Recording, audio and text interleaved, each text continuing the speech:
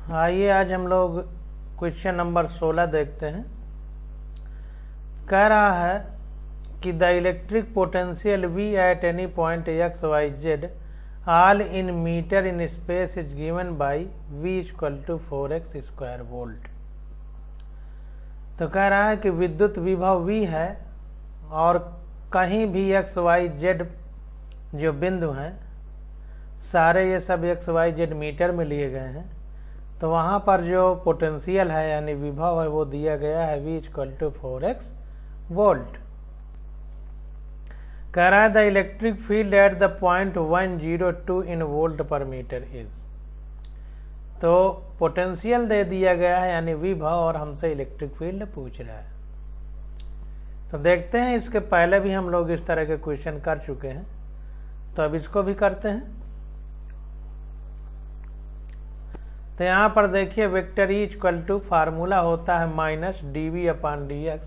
चूंकि x y z तीनों plane की बात हो रही है तो माइनस बाहर हो गया, अंदर dv अपॉन dx आई कैप x अक्ष के लिए plus dv upon dy j cap y अक्ष के लिए plus dv upon dz k cap z अक्ष के लिए। और हमको दिया है क्वेश्चन में v equal to 4x square. अब चूंकि x है तो ये x एक्सिस की बात है। अब dv अपॉन dx की अगर हम बात करें तो ये हो जाएगा हमारा वेक्टर ई इक्वल टू, जब इसका इंटीग्रेशन करेंगे तो ये 2 इधर आ जाएगा तो 4 दूनी 8 हो जाएगा 8x, और चूंकि x के साथ i कैप आता है तो i कैप लिख दिया। कैसे लिखा है इसको समझिए। x है, इसका मतलब x एक्सिस है, तो x एक्सिस के साथ i कैप आता है, y के साथ j कैप, z के साथ k कैप। तो x एक्सिस है तो इसके साथ i कैप आएगा। और जब हम dv अपॉन dx करेंगे यानी इसका डिफ्रेंसिएशन करेंगे तो यहाँ पर ये जो स्क्वायर में होता है उसका गुणा हो जाता है, तो 8x i कैप हो गया और माइनस लग जाएगा। इसको हम लोग इस तरह लिखेंगे vector E equal to minus dv upon dx, तो हो जाएगा माइनस d और ये 4x स्क्वायर है अपॉन dx हो जाएगा। तो इसका जब डिफ्रेंसिएशन करेंगे तो ये माइनस तो बाहर रहेगा और ये हो जाएगा 8x और एक x कटेगा एक तरह से, तो ये x आ जाएगा और x एक्सिस के लिए i कैप लिखते हैं तो i कैप लिख देंगे। तो वही चीज़ यहाँ पर लिखी गई है। अब देखिए कह रहा है the electric field at the point 102 is. अब 102 में देखिए ये 1 हमारा x अक्ष में है, y अक्ष में है 0 और z अक्ष में है 2। तो the electric field at point 102 और ये सब मीटर में है, तो vector equal to 102 equal to minus 8i cap volt per metre में, ये आ जाएगा हमारा। अब कैसे आ जाएगा इसको देखते हैं। तो यहाँ पर देखिए ये दिया गया है वेक्टर ई, हमको निकालना है 1, 0, 2, ये x y z अक्ष में हमारा मीटर में डिस्टेंस दिया गया है। तो यहाँ पर देखिए हमको ध्यान देना है ये विद्युत क्षेत्र जो है इलेक्ट्रिक फील्ड केवल x में है, y और z में नहीं है। तो ये y और z से कोई मतलब ही नहीं है, ये 0 और 2 का कोई मतलब नहीं है, क्योंकि यहाँ पर विद्युत क्षेत्र यानी इलेक्ट्रिक फील्ड y और z डायरेक्शन में कोई भी नहीं है, केवल x में है। और x बराबर कितना है 1, तो x की जगह 1 रख देंगे। जब 1 रखेंगे तो वेक्टर ई आ जाएगा माइनस 8, x की जगह 1 का मतलब 1 रहेगा i कैप, और ये मीटर में है तो वोल्ट पर मीटर हो जाएगा, क्योंकि dv अपॉन dx होता है। dv हमारा पोटेंशियल को वोल्ट में लेते हैं और दूरी को मीटर में, तो वोल्ट पर मीटर होगा मात्रक। तो इस प्रकार से ये हमारा आंसर आ गया। तो so electric field is along the negative x axis, इतना होगा। तो 16 का ए विकल्प हमारा करेक्ट हो जाएगा। 16 का ए विकल्प। 8 एलॉन्ग नेगेटिव एक्स एक्सिस। अब देखिए क्वेश्चन में निगेटिव साइन आया था तो इसलिए निगेटिव एक्स एक्सिस है। यहां पर देखिए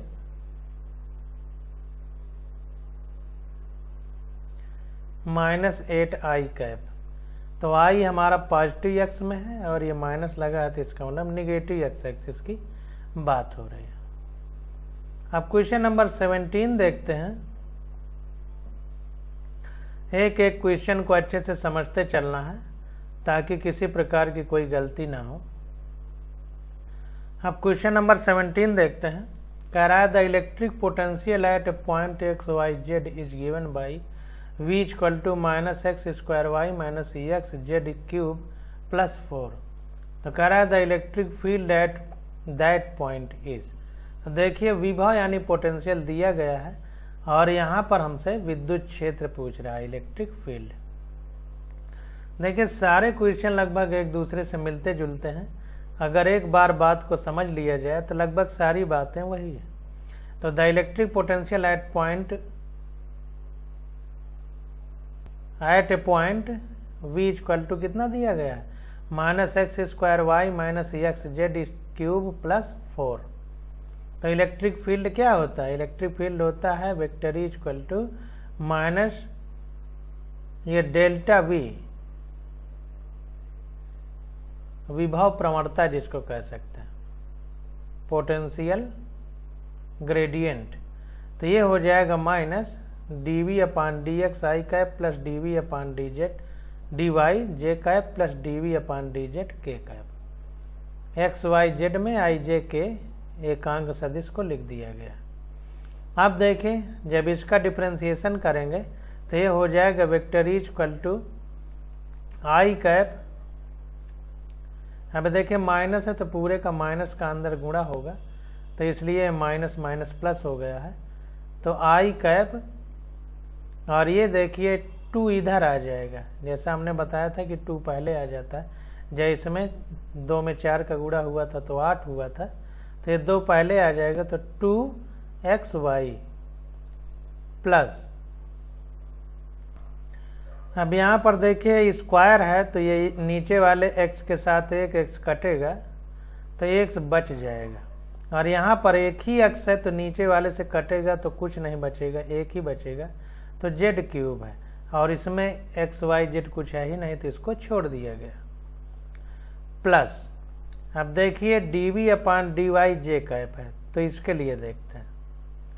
तो यहाँ पर देखिए एक y है एक y है, एक y से एक y कटेगा तो केवल x बचेगा तो j कैप पहले लिख दिया गया y एक्सिस के लिए और x² बचा है तो x² लिख दिया गया प्लस। अब ये k कैप देखिए आ गया dv/dz k कैप। तो k कैप में देखिए अब यहाँ पर देखिए जब dv/dy किए हैं तो y सिर्फ यहाँ पर इसके साथ है और किसी के साथ नहीं, तो जिसके साथ y नहीं होगा पूरा छोड़ दिया जाएगा। जब x की बात करेंगे तो जिसके साथ x नहीं होगा पूरा छोड़ दिया जाएगा। जब z की बात करेंगे तो जिसके साथ z नहीं होगा पूरा छोड़ दिया जाएगा। तो अब देखिए dv/dz k कैप है तो k कैप हम जैसे का जैसा लिख देंगे। अब जिसके साथ z नहीं है उसको छोड़ देंगे, इसके साथ नहीं है z, इसके साथ नहीं है z, तो ये पूरा छोड़ देंगे, इसको छोड़ देंगे तो हमारा सिर्फ ये बचता है। तो dz है तो ये पहले 3 है तो 3 इधर आ जाएगा तो 3x z² हो जाएगा। पावर 1 घटा के लिखते हैं, n-1 होता है तो जितनी पावर हो उसको 1 घटा के लिखते हैं तो 3x z² ये हो गया। इसमें नहीं है छोड़ दिया, इसमें नहीं है छोड़ दिया। ध्यान देना है ये माइनस जो लगे हुए हैं इनका विशेष महत्व है तो इसको ध्यान देना है। तो ये जब माइनस का अंदर गुणा होगा तो इसके साथ माइनस आएगा तो माइनस माइनस प्लस हो गया है और इसके साथ माइनस ये अंदर आएगा तो ये माइनस, ये इसके साथ ये माइनस होगा और प्लस ये माइनस सब प्लस हो गया। तो इस प्रकार से ये आंसर हो जाएगा। तो कैसे निकाला जा रहा है आपको साधारण भाषा में समझ में आ गया है। यहाँ आपको ना इंटीग्रेशन आ रहा हो ना डिफरेंशिएशन, हम इस प्रकार से बता रहे हैं। बाकी अगर आप इंटीग्रेशन डिफरेंशिएशन अच्छे से पढ़ लेंगे तो हमसे अच्छा हो सकता है निकालें आप लोग। अब क्वेश्चन नंबर 18 देखते हैं। ये तो हम इस तरह से आपको क्वेश्चन करा रहे हैं कि जब आपको कुछ भी नहीं आता हो तो भी आप क्वेश्चन कैसे निकालेंगे। अगला देखिए question number 18, charge Q2 is eight the centre of a circular path with radius r। एक आवेश Q2 है और एक सर्किल यानी वृत्त खींचा गया है और उसके केंद्र में रखा गया है Q2 और उस वृत्त की त्रिज्या कितनी है, r है। Work done in carrying charge Q1 once around this equipotential path would be. तो इक्विपोटेंशियल पाथ है यानी जहां पर सम विभव है, जब सम विभव होगा तो विभवांतर यानी पोटेंशियल डिफरेंस नहीं होगा और W equal to Q delta V होता है। तो जब डेल्टा V 0 होगा तो W भी 0 हो जाएगा, इसलिए 18 का C विकल्प हमारा करेक्ट हो जाएगा। तो यहां पर देखते हैं work done on carrying a charge from one place to another place on an equipotential surface is 0। तो सम विभव पृष्ठ पर किसी आवेश को एक बिंदु से दूसरे बिंदु तक ले जाने के लिए कोई भी कार्य नहीं करना पड़ता क्योंकि डेल्टा V 0 होता है और W equal to Q delta V होता है। तो जब डेल्टा V 0 है तो W भी 0 होगा। अब 19 नंबर क्वेश्चन देखते हैं। 19 नंबर क्वेश्चन देखते हैं। अब ये पोटेंशियल एनर्जी से क्वेश्चन पूछा जा रहा है। कह रहा है 3 charges each plus Q are placed at the corner of an isosceles triangle ABC of side BC and AC। कितनी है, 2a है। D and E are the mid point of BC and CA। The work done is taking a charge Q from D to E। अब देखिए कह रहा है कि ये समबाहु त्रिभुज है। आइसोसील्स का मतलब जिसकी सारी भुजाएं बराबर हों और सारे कोण बराबर हों, जिसमें कि BC और AC ये 2a है। BC और AC इसकी लंबाई 2a है और D तथा E ये मध्य बिंदु हैं AC और BC के। तो कोई चार्ज D से E तक ले जाने में कितना कार्य करना पड़ेगा ये हमको बताना है। तो हमने आपको बताया था कि जब हम विभव का फार्मूला लिखते हैं पोटेंशियल का तो होता है 1/4πε0 Q/r। एक ही आवेश आया Q। जब विद्युत क्षेत्र का लिखते हैं तो vector E equal to 1/4πε0 Q/r²। यहाँ भी एक ही आ रहा है। लेकिन जब हम फोर्स का लिखते हैं तो लिखते हैं इलेक्ट्रिक फोर्स का तो लिखते हैं 1/4πε0 Q1 Q2/r²। तो यहाँ पर देखिए दो आवेश आए Q1 Q2। इसी प्रकार से जब हम एनर्जी की बात करते हैं पोटेंशियल एनर्जी की तो यहाँ भी दो आवेश आते हैं 1/4πε0 Q1 Q2/r। तो Q1 Q2 है तो दो आवेश होते हैं हमेशा।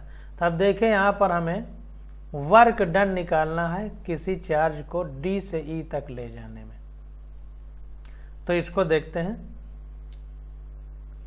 बहुत आराम से करेंगे और बड़े अच्छे से समझ में आएगा।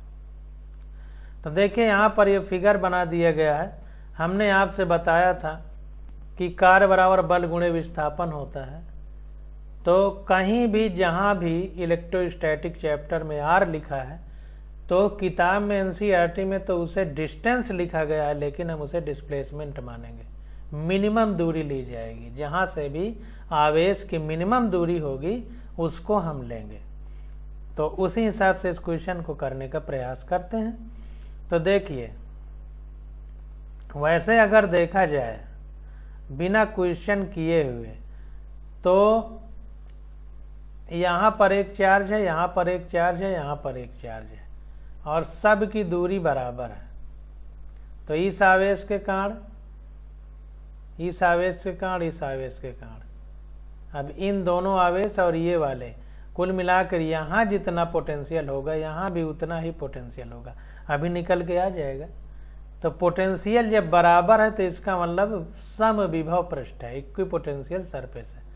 तो जब पोटेंशियल डिफरेंस नहीं है यानी विभवांतर नहीं है तो W equal to Q delta V, जब डेल्टा वी 0 है तो W भी 0 होगा, यानी कोई कार्य नहीं होगा। लेकिन अब इसको निकाल के दिखाना, तो देखिए here AC equal to BC equal to 2A, AC BC ये 2A लंबाई क्वेश्चन में दिया गया है, और AE equal to EC equal to A, चूँकि ये AE और EC ये मध्य बिंदु है और ये D BC का मध्य बिंदु है, इसलिए AE और EC बराबर होंगे और कितना होगा A होगा 2A का आधा, क्योंकि मध्य बिंदु है इस रेखा का। And BC equal to DC equal to A, BD equal to DC equal to A, क्योंकि 2A का आधा है, क्योंकि मिड पॉइंट है इस लाइन का। अब देखिए इन ट्रायंगल ADC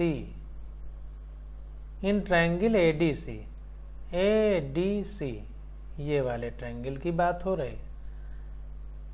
अब देखिए ADC में ये हमारी AC जो है ये डायगोनल है, तो ये भुजा का स्क्वायर प्लस ये भुजा का स्क्वायर इस भुजा के स्क्वायर के बराबर होगा। तो AC square equal to AD square plus DC square, तो AC square equal to AD square ये इधर होता तो प्लस में होता, इधर गया तो माइनस हो गया, प्लस DC स्क्वायर। अब सारी वैल्यू रख देंगे, तो यहाँ पर AD हमारा 2A है तो 2A का स्क्वायर माइनस AC हमारा 2A है तो 2A का स्क्वायर, DC हमारा A है तो A का स्क्वायर तो हो गया 4A का स्क्वायर माइनस A का स्क्वायर बराबर 3A का स्क्वायर, तो AD आ गया A√3 आ गया। अब देखिए ये AD क्यों निकाला गया, AD इसलिए निकाला गया क्योंकि यहाँ पर आवेश रखा हुआ है चार्ज पार्टिकल और यहाँ से यहाँ तक ले जाना है। तो जैसे बात अगर यहाँ पर रखा है तो इसके यहाँ पर जो है और यहाँ से यहाँ पर ले जाना है E तक, D से E तक ले जाना है। तो जैसे बात है कि इस पॉइंट की यहाँ से डिस्टेंस कितना है और यहाँ से कितना है, इसको समझना पड़ेगा। क्यों समझ रहे हैं अभी हम बताते हैं। तो similarly potential at point D due to the given charge configuration is, तो अब D पॉइंट पर हमें पोटेंशियल निकालना है, D और E पे निकालेंगे। अगर पोटेंशियल समान है तो पोटेंशियल डिफरेंस नहीं है तो किया गया कार्य 0 होगा, क्योंकि W equal to Q delta V, जब डेल्टा वी 0 तो W 0। तो VD देखिए अब यहाँ पर हम पोटेंशियल निकालेंगे, इसीलिए इसके कारण और इसके कारण, इसीलिए ये AD निकाला गया है। तो VD इक्वल टू, अब देखिए सबके कारण, इसके कारण इसके कारण इसके कारण, तो ये 1/4 पाई एप्सिलॉन नॉट सब में लिखना पड़ेगा, तो इसको कॉमन ले लिया, तो कॉमन हो गया Q/BD। यहाँ पर निकालना है इस प्लस Q के कारण, तो ये वाली दूरी ली जाएगी R, मिनिमम लेना है, तो Q/BD आ गया, प्लस अगर इसके कारण निकालना है तो Q/DC हो जाएगा, तो Q/DC हो गया, प्लस इसके कारण निकालना है तो Q/AD हो जाएगा। ये मिनिमम दूरी लेना है, इसीलिए हमको AD निकालना पड़ा है। अब समझ में आया कि AD क्यों निकालें, तो ये Q/AD आ गया। पूरा सॉल्व किया तो Q पूरा कॉमन हो जाएगा, 1/4 पाई एप्सिलॉन नॉट कॉमन है, 1/A plus 1/A plus 1/√3A, तो ये आ गया Q/4 pi epsilon not A bracket में 2 प्लस 1/√3। तो ये D पॉइंट पर पोटेंशियल आ गया। इसी प्रकार E पॉइंट पर निकालेंगे, तो जैसी बात है सब कुछ तो वैसे ही है। जब ये काट रहा था तब यहाँ प्लस Q था, यहाँ प्लस Q, जब यहाँ काट रहा है तो यहाँ प्लस Q है, यहाँ प्लस Q है, ये यहाँ प्लस Q है, तो सब जगह प्लस Q है, तो यहाँ भी उतना ही पोटेंशियल आएगा। तो VE इक्वल टू हो जाएगा 1/4 पाई एप्सिलॉन नॉट Q/AE, इसी प्रकार प्लस Q/CE प्लस Q/BE, तो जितना AD है उतना ही BE होगा, तो BE भी 1/√3 रखा गया। ये AD इक्वल टू BE लिखना चाहिए यहाँ, क्योंकि समबाहु त्रिभुज है तो सारी भुजाएं बराबर हैं, तो उनके मध्य बिंदु भी यहाँ से जो दूरी होगी वो बराबर होगी। तो यहाँ पर Q/4πε0 1/a + 1/a + 1/√3 equal to Q/4πε0 a 2 + 1/√3। जो D पॉइंट पर पोटेंशियल है वही E पॉइंट पर पोटेंशियल है, यानी D और E पॉइंट इक्वी पोटेंशियल है, यानी सम विभव में है। जब सम विभव में होंगे तो विभवांतर 0 होगा, जब विभवांतर 0 होगा तो W = Q ΔV, तो जाहिर सी बात है कि कार्य 0 होगा। तो VD = VE हो गया, तो the work done is taking a charge Q from D to E is W = Q bracket में VE - VD = 0, क्योंकि VD और VE बराबर। तो इस प्रकार से 19 का डी क्वेश्चन हमारा डी ऑप्शन सही हो गया। अब क्वेश्चन नंबर 20 देखते हैं और इसको समझने का प्रयास करते हैं। तो क्वेश्चन नंबर 20 देखते हैं। ऐसे ही आराम से सारे क्वेश्चन समझते चले जाएंगे तो बड़े आराम से आप इतना मज़ा आएगा और इतना अच्छा लगेगा, आपको लगेगा कि ये बड़ी बड़ी कोचिंग वाले जो पढ़ाते हैं वो हमको बेवकूफ़ बनाते हैं। उन्हें एनसीईआरटी पढ़ाना चाहिए। एनसीईआरटी से बाहर कुछ आता ही नहीं, जो आता है वो ना एग्जामिनर को आता है, ना हमको आता है, ना तुम्हें आएगा। जो हम पढ़ सकते हैं वो तो आ नहीं रहा, जो नहीं आना तो पता नहीं कहाँ से आएगा, तो उसके चक्कर में क्यों पढ़ते। अगला क्वेश्चन, वैसे एनसीईआरटी उठा के देखिए, यूट्यूब में देखा करिए कि एनसीईआरटी से कितने क्वेश्चन आए। आपको 45 क्वेश्चन अगर पूछे जाएंगे तो 44 जरूर मिलेंगे, 43 जरूर मिलेंगे, और 1-2 क्वेश्चन तो टॉपर के गलत होते हैं। 20 नंबर क्वेश्चन कह रहा है charge +Q and -Q are placed at point A and B respectively which are a distance 2L apart. कह रहा है कि चार्ज पार्टिकल हैं +Q और -Q, ये A और B पॉइंट पर रखे गए हैं। A पर +Q है, B पर -Q है। अब कह रहा है ये डिस्टेंस 2L है। कह रहा है C is the mid point between A and B। ये जो C है A और B का मध्य बिंदु है। तो कह रहा है the work done in moving A charge +Q along the semi circle CRD is.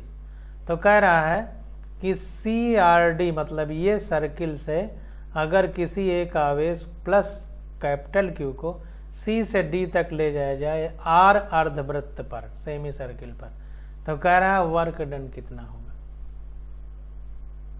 देखते हैं, देखिएगा कितना आसानी से निकलेगा, देखने में कितना टफ लग रहा है। तो हमने पढ़ा है कार्य बराबर बल गुणे विस्थापन। तो विस्थापन का मतलब डिस्प्लेसमेंट, डिस्प्लेसमेंट का मतलब मिनिमम डिस्टेंस, कि यहाँ से यहाँ तक गया तो ये कितना है। इससे मतलब ही नहीं है कि ये कैसे ले जाया गया, क्योंकि कंजर्वेटिव फोर्स यानी संरक्षी बलों द्वारा किया गया कार्य पथ पर निर्भर नहीं करता, पाथ इंडिपेंडेंट होता है। इसलिए ये CRD से मतलब नहीं है, इसके बीच डिस्प्लेसमेंट से है कि यहाँ से यहाँ तक डिस्प्लेसमेंट कितना है। तो देखते हैं फ्रॉम फिगर, ये देखिए A से B हमारा 2L है, तो जैसी बात है A से CL होगा और B से CBL होगा, क्योंकि क्वेश्चन में बताया है कि AB का मध्य बिंदु है C, तो जैसी बात ये L होगा, ये BL होगा। और BD = BC, BD = BC, तो ये भी L होगा, क्योंकि ये वृत्त सेमी सर्किल है, तो जाहिर सी बात है कि ये पॉइंट से दूरी जितना होगी वही इतना भी। अब देखिए यहाँ से लेकर के यहाँ तक कितना है, तो 2L ये है और ये L है, तो 3L होगा। तो इसीलिए AD = AB + BD, तो 2L + L = हो गया 3L। अब देखिए, अब हमको अगर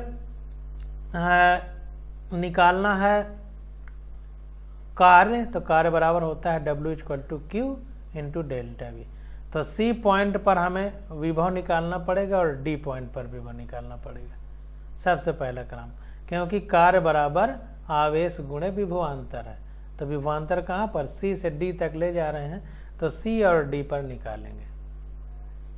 तो देखते हैं, तो VC = 1/4 πε0। देखिए सी और डी पर निकालना है तो इस पॉइंट पर पहले विभव निकालना है। तो इस पॉइंट पर किसके किसके कारण होगा, इस ए वाले के कारण होगा और इस माइनस क्यू के कारण होगा। तो प्लस क्यू के कारण और माइनस क्यू के कारण यहाँ पर विभव कितना है ये निकल के आ जाए। तो देखिए V C equal to 1/4 πε0 Q है upon A C, minimum distance लिया जाता है ए से सी तक, प्लस अब इसके कारण यहाँ पर तो minus Q upon B C equal to 1/4 πε0 Q upon A C कितना है एल है और बी सी कितना है एल है। तो ये आ गया 0। तो वी सी यहाँ सी पर विभवांतर विभव कितना है 0 आ गया। अब देखिए potential at D is given by, अब देखिए वैसे भी यहाँ 0 आना था क्योंकि डिस्टेंस तो बराबर है और ये प्लस है ये माइनस है, तो प्लस माइनस यहाँ पर विभव को कैंसिल करेंगे तो 0 हो जाएगा। अब डी पर देखते हैं तो वी डी इक्वल टू इसके कारण और इसके कारण होगा, दोनों के कारण। तो 1/4 πε0 इसके कारण तो ये ए डी है, मिनिमम दूरी लेंगे। देखिए इससे कहीं कोई मतलब नहीं है जो हमने बताया, इससे कहीं कोई मतलब नहीं क्योंकि ये दूरी है। हम विस्थापन लेंगे तो ये विस्थापन लिया जा रहा है, मिनिमम डिस्टेंस। यही बात समझ में नहीं आती तो हम चकरा जाते हैं कि करें क्या। तो वी डी इक्वल टू 1/4 πε0 इस बिंदु पर पहले इसके कारण फिर इसके कारण विभव कितना होगा तो क्यू अपान ए डी इसके कारण। तो ये और ये बीच की दूरी ए डी मिनिमम दूरी का है, बीच की मिनिमम दूरी, प्लस इसके कारण माइनस क्यू और बी और डी के बीच की मिनिमम दूरी, तो बी डी हो जाएगा। तो आ गया 1/4 πε0 ए डी कितना है 3L है, तो क्यू अपान 3L minus Q upon B D कितना है L है, ये लिखा हुआ। तो ये आ गया 1/4 πε0 क्यू अपान L 1/3 माइनस 1, एक आ गया minus Q upon 6 pi epsilon not. ये सॉल्व करने पे इतना आ गया। अब देखिए work done in moving charge plus Q along the semi circle is given by. तो वर्क डन अब निकालना है, ये अर्धवृत्त में घूमने के लिए जो आवेश है उसके द्वारा किया गया कार्य। तो W equal to Q delta V, तो प्लस क्यू है और डेल्टा वी में V D minus V C, V D minus V C. तो ये आ गया वी डी कितना है minus Q upon 6 pi epsilon nought minus V C कितना है 0। तो ये आ गया minus Q capital Q upon 6 pi epsilon nought L. तो ये हमें वर्क करना पड़ेगा। कमेंट्स में देखिए लिखा है potential at C is 0 because the charge are equal and opposite at the distance from the same potential at D due to minus Q is greater than that at A plus Q. तो देखिए यहाँ पर potential 0 क्यों है ये बता रहा है। तो ये प्लस क्यू है माइनस क्यू है, यानी दोनों के जो परिमाण है वो बराबर हैं और दूरी भी बराबर है, इसलिए एक दूसरे के विभव को कैंसिल करेंगे, इसलिए यहाँ पर विभवांतर यानी विभव 0 होगा प्लस क्यू और माइनस क्यू के कारण। तो वही बता रहा है कि क्यों ऐसा है, तो ये हमको बता रहा है। तो ये हो गया। अब देखिए कह रहा है कि potential at D due to minus Q is greater than that at A plus Q. ये कह रहा है कि ये माइनस क्यू इस प्लस क्यू की तुलना में इस डी के ज्यादा नजदीक है, इस डी के ये माइनस क्यू ज्यादा नजदीक है, तो इसके प्रभाव से जो विभव होगा पोटेंशियल होगा उसका प्रभाव ज्यादा होगा इसकी तुलना में, क्योंकि V equal to 1/4 πε0 Q upon R होता है, यानी विभव दूरी के व्युत्क्रमानुपाती है, यानी जो नजदीक होगा उसका प्रभाव ज्यादा होगा। मतलब जहाँ दूरी कम होगी तो विभव ज्यादा होगा, तो इसका प्रभाव ज्यादा होगा, इसका कम होगा। तो अगर दोनों का मिला जुला प्रभाव देखें तो माइनस क्यू का प्रभाव यहाँ ज्यादा होगा, इसीलिए आंसर में माइनस आया है। तो वही कह रहा है देयरफॉर इट इज निगेटिव, यानी ऋणात्मक है। तो ऋणात्मक होने का कारण क्या है, क्योंकि माइनस क्यू डी के ज्यादा नजदीक है।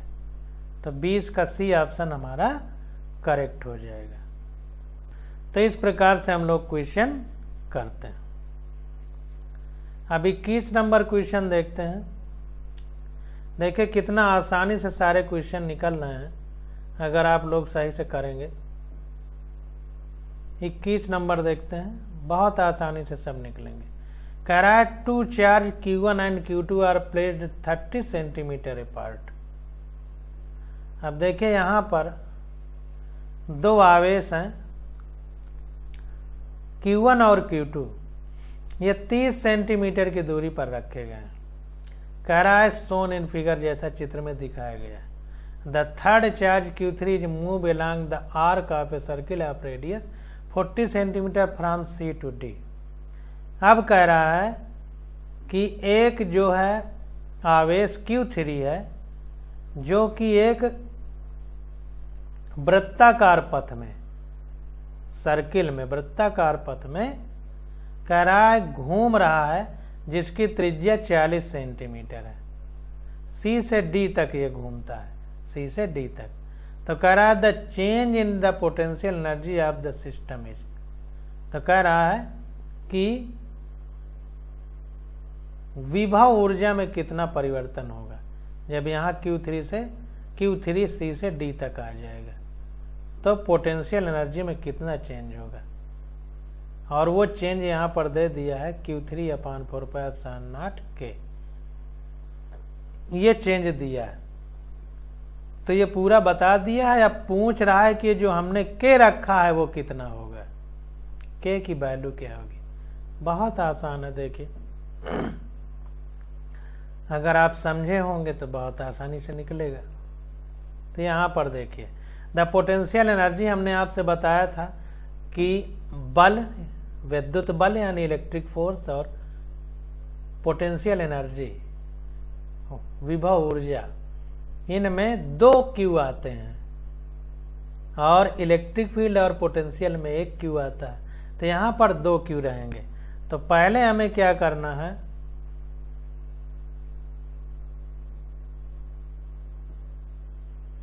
Q1 Q3, और ये पहले Q1 और Q3 के कारण यहाँ पर पोटेंशियल कितना है।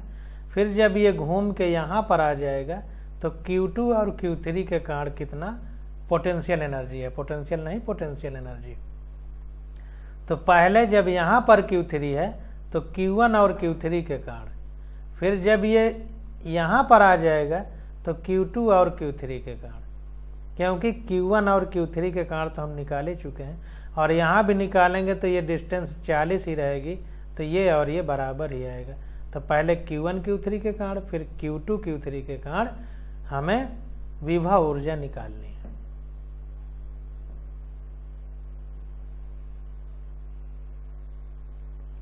तो यहाँ पर देखिए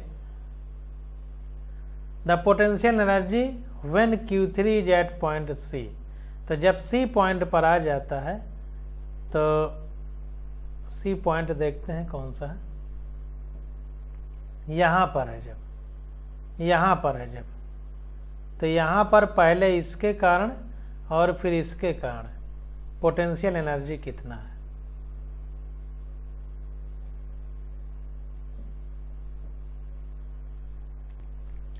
तो देखिए सबसे पहले थोड़ा सा समझें कि इसके कारण तो बीच की दूरी 40 सेंटीमीटर हो जाएगी, लेकिन इसके कारण हमने बताया है कि ये नहीं लेंगे। क्या लेंगे, विस्थापन लेंगे। तो Q2 और Q3 के बीच ये विस्थापन लिया जाएगा। यही बस समझ लेना कला है। तो ये हम विस्थापन लेंगे, ये वाला, और सही से बना दें ये वाला। तो जाहिर सी बात है कि ये कोण 90 डिग्री का है, 90 डिग्री, तो पाइथागोरस थ्योरम लग जाएगी। तो इसका जो मान है वो निकालना है। तो √40 का स्क्वायर हो जाएगा प्लस 30 का स्क्वायर। अब अगर मीटर में बदलेंगे तो 0.40 का स्क्वायर या 0.30 का स्क्वायर, √ में दोनों का जोड़ बराबर ये होगा। तो अब देखते हैं,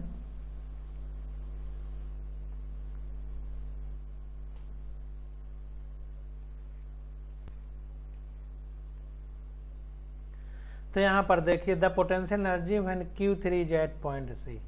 जब सी पॉइंट पर है क्यू तो u1 equal to 1/4πε0 q1 q3 के बीच की दूरी कितनी है 40 सेंटीमीटर, तो 0.40 मीटर हो गई, प्लस q2 q3 के कारण, तो q2 q3 दोनों आवेश अपान बीच की दूरी कितनी थी हमने अभी बताया पाइथागोरस प्रमेय से, तो अंडर रूट 0.40 का होल स्क्वायर प्लस 0.30 का होल स्क्वायर। तो the potential energy when Q3 is at point D, तो ये जब पॉइंट सी पर है तब, अब जब पॉइंट डी पर पहुंचेगा तब क्या होगा, पॉइंट डी पर, तो ये जब पॉइंट डी पर पहुंचेगा ये यहां से, तो अब ये बीच की मिनिमम दूरी ली जाएगी, तो Q1 Q2 के बीच मिनिमम दूरी कितनी है 30, Q2 और ये Q3 यहाँ से यहाँ आ जाएगा, तो Q2 Q3 के बीच कितना है 10 सेंटीमीटर, क्योंकि ये पूरी 40 है और ये 30 निकल गई 40 में, तो ये BD हमारी B से D 10 है तो बचेगी। तो यहाँ पर देखिए ut इक्वल टू 1/4πε0 कॉमन आ जाएगा दोनों में, Q1 Q3 अपान उनके बीच की दूरी 0.40, उनके बीच की मिनिमम दूरी का है, प्लस Q2 Q3 उनके बीच की मिनिमम दूरी 0.10 मीटर, क्योंकि 10 सेंटीमीटर था तो मीटर में बदला, तो 10⁻⁻2 का गुणा हुआ। तो अब the change in potential energy is, अब पोटेंशियल एनर्जी में अगर चेंज निकालना है तो डेटा U equal to U2 minus U1, अंतिम में प्रारंभिक घटाएंगे, तो ये आ गया Q3/4πε0 के, ये क्वेश्चन में दिया है डेल्टा U, तो ये हो जाएगा U2 माइनस U1, तो ये और माइनस ये करेंगे, तो ये 1/4πε0 तो कॉमन आ जाएगा, तो ये कॉमन हो गया और अंदर ये माइनस वो करेंगे, तो Q1 Q3/0.40 plus Q2 Q3/0.10 minus, अब ये वाला पूरा कर देंगे ये इतना, तो ये इसको निकाल लेंगे तो ये आ जाएगा 16 और ये 9 25, तो 5 आ जाएगा 0.50, तो ये निकाला देखिए minus Q1 Q3/0.40 minus Q2 Q3/0.50, तो ये के बराबर आ जाएगा, यहाँ से Q3 और ये कट जाएगा 4πε0, तो ये आ जाएगा 5Q2 माइनस Q2/0.50, तो ये घटेगा तो आ जाएगा 4Q2/0.50, यानी 8Q2 आ जाएगा, ये आधा है, 0.50 को आधा कहेंगे, ऊपर जाएगा तो 4 में 2 का गुणा होगा तो 8Q2, तो K की वैल्यू आ गई 8Q2। तो समझ में आ गया होगा कि क्वेश्चन कितने आसान है और हम परेशान ज़्यादा रहते हैं, तो कैसे निकालना है तरीका समझ लीजिए, बहुत आसान हो जाएगा, तो 8Q2 सी वाला आंसर करेक्ट हो जाएगा।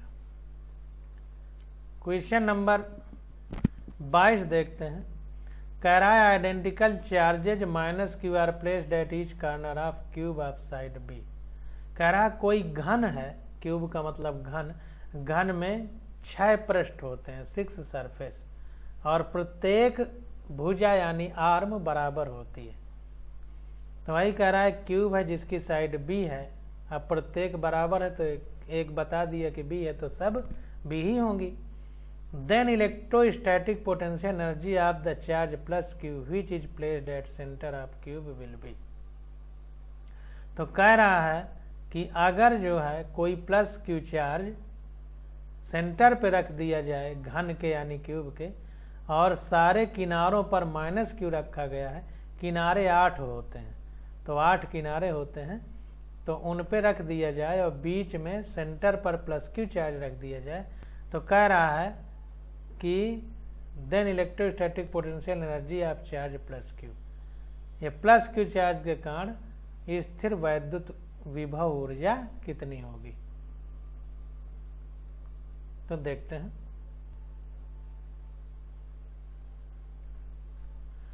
आसान बहुत है, बस समझने की बात है। तो there are 8 corner of a cube, घन में 8 कोने होते हैं, and each corner there is a charge of minus Q, प्रत्येक कोने में माइनस क्यू चार्ज है। At the centre of the corner there is a charge of plus Q, केंद्र बिंदु पर माइनस प्लस क्यू आवेश। Each corner is equi distance from the centre, अब जाहिर सी बात है घन की सारी भुजाएं बराबर हैं, उसके केंद्र पे रख दिया गया, तो जाहिर सी बात है कि सारे जगह से सारे कोनों से वो केंद्र बिंदु बराबर दूरी पे होगा। तो वही कह रहा है इक्वी डिस्टेंस पर है ये प्लस क्यू चार्ज सारे कोनों से। The centre of the cube and the distance D is half of the diagonal of the cube. और ये जो डिस्टेंस डी है ये जो विकर्ण है डायगोनल उसका आधा होगी। तो डायगोनल ऑफ द क्यूब, तो अगर क्यूब का डायगोनल निकालना चाहें तो सारे क्यूब देखिए इस तरह बनता है।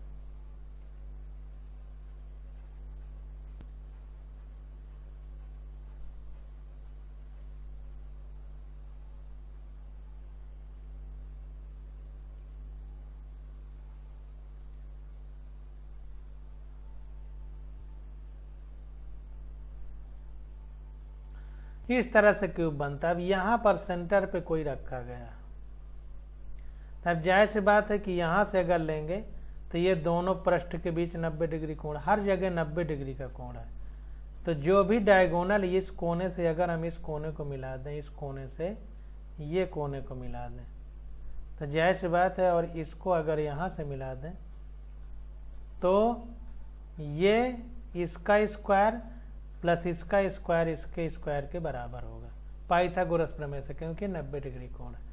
तो इसी प्रकार घन में यहाँ पर चूंकि रखा गया है तो 3 लाइनें आएंगी, एक कोने से 3 है, इधर से इधर से इधर से और इधर से, सब जगह से आएगी। तो मध्य बिंदु जो होता है, सारी जगह का मध्य बिंदु निकालना हो तो डायगोनल ऑफ द क्यूब क्या होगा, अंडर रूट, पहले इसका क्यूब स्क्वायर होगा तो अंडर रूट तीनों भुजाओं का square, under root B square plus B square plus B square, तो यह आ जाएगा b√3। ऐसे निकाला जाता है। एक डायगोनल आ गया है, एक डायगोनल आ गया है।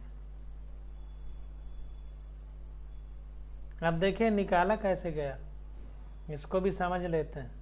ये b है, ये भी b है,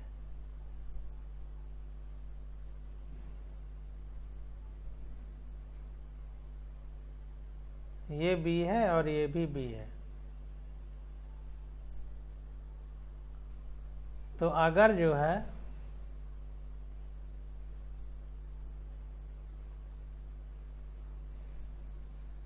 यहां से इसको ऐसे मिला दिया जाए, कई बार वैसे हमने निकाला है, तो ये b है, ये b है, तो ये b स्क्वायर हो, ये हमको अगर निकालना हो ये वाला, तो ये b है और ये b है, तो ये हो जाएगा under root B square plus B square, तो ये हो जाएगा अंडर रूट 2b स्क्वायर, यानी b√2 हो जाएगा। ये वाला ये एक फलक की बात हो रही है, तो ये b√2 होगा। अब अगर इसको निकालना हो, हमें इसको निकालना हो तो एक b है एक b√2 है, तो इसका दोनों का अगर वो होगा तो एक b है तो b का स्क्वायर प्लस दूसरा b√2 है इसका स्क्वायर, तो ये हो जाएगा अंडर रूट b का स्क्वायर प्लस 2b स्क्वायर, तो ये हो जाएगा अंडर रूट 3b स्क्वायर, यानी b√3 हो जाएगा। तो यही b√3 देखिए आ गया, ये वाला ये वाला। इसको देखिएगा निकाल के आप लोग, निकल आए घन का ये। अब यहाँ पर केंद्र बिंदु की बात हो रही है, तो ये तो पूरा आ गया, तो ये यहाँ पर इस रेखा का आधा होगा डायगोनल का, तो ये बटे 2 कर दिया, तो ये मेन बिंदु जो है यहाँ पर अंडर रूट b√2 आ गया। तो इस प्रकार से हम निकालते हैं d बराबर अंडर रूट 3b/2 आ गया। तो now electric potential energy of the charge plus q due to a charge minus q at another corner u। तो ये हो जाएगा हमारा 1/4πε0 q1 q2/r, ये पोटेंशियल एनर्जी यानी विभव ऊर्जा का ये फार्मूला होता है। तो ये आ गया Q1 हमारा प्लस Q है, Q2 हमारा माइनस Q है अपान 4πε0। केवल ये R मेन मुद्दा था कि घन का जो विकर्ण है उसका मध्य बिंदु कितनी दूरी पर है सब जगह से, तो √3b/2 पर है, बस ये निकालना मेन मुद्दा था। तो ये √3b/2 रख दिया गया, तो ये आ गया, ये प्लस माइनस है तो माइनस हो जाएगा, q²/2πε0√3b। इसलिए total electric potential energy due to all the 8 identical charges. अब देखिए ये एक के कारण आया, एक के कारण अभी हमने निकाला है, एक किनारे पर आवेश और जो मध्य में प्लस क्यू है। अब 8 कोने हैं तो 8 के कारण इसी में 8 का गुणा कर दीजिए, तो ये 8u हो जाएगा। तो -8q²/2πε0√3b, तो ये हो गया, 2 से ये 8 कटेगा तो 4 होगा, -4q²/√3πε0b। तो इस प्रकार से हम लोग क्वेश्चन को सॉल्व करते हैं। तो 22 नंबर तक क्वेश्चन हम लोगों ने कर लिया। अब 23वां क्वेश्चन है, कह रहा है इन bringing an electron towards another electron the electrostatic potential energy of the system. कह रहा है एक इलेक्ट्रॉन है, उसके पास में एक दूसरा इलेक्ट्रॉन ला रहे हैं, तो जो स्थिर वैद्युत विभव ऊर्जा है, इलेक्ट्रोस्टैटिक पोटेंशियल एनर्जी है, वो क्या होगी, ये हमसे पूछा जा रहा है। तो ध्यान दीजिए, चूंकि इलेक्ट्रॉन और इलेक्ट्रॉन के बीच प्रतिकर्षण है, तो जब हम उनको आपस में पास में लाएंगे तो प्रतिकर्षण के कारण वो बाहर दूर जाना जाएगा, एक दूसरे से दूर जाना चाहेगा। लेकिन हम पास ला रहे हैं तो जैसे बात है कि पास लाएंगे और जाना चाह रहा है दूर, तो जबरदस्ती पास लाएंगे तो पास लाने में क्या होगा, विभव ऊर्जा बढ़ेगी। तो in bringing an electron towards another electron work has to be done, कार्य हमको करना पड़ेगा, क्योंकि वो जाना दूर चाह रहा है लेकिन हम पास ला रहे हैं, तो हमें कार्य करना पड़ेगा। तो यही हमारा कार्य विभव ऊर्जा के रूप में संचित हो जाएगा। Since same charges repel each other, क्योंकि समान आवेश एक दूसरे को प्रतिकर्षित करते हैं। तो the work done stored as electrostatic potential energy, तो जो हम कार्य कर रहे हैं यही स्थिर वैद्युत विभव ऊर्जा के रूप में संचित होगा। Hence electrostatic potential energy of the system increases, इसलिए स्थिर वैद्युत विभव ऊर्जा उस सिस्टम की या उस निकाय की बढ़ जाएगी। तो 23 का बी ऑप्शन हमारा करेक्ट हो जाएगा। तो देखिए 23 का बी ऑप्शन हमारा इंक्रीजेज यानी बढ़ेगी। अब 24 नंबर क्वेश्चन आ जाता है, इसकी स्टडी हम लोग अगले लेक्चर में करेंगे। आज बस यहीं तक।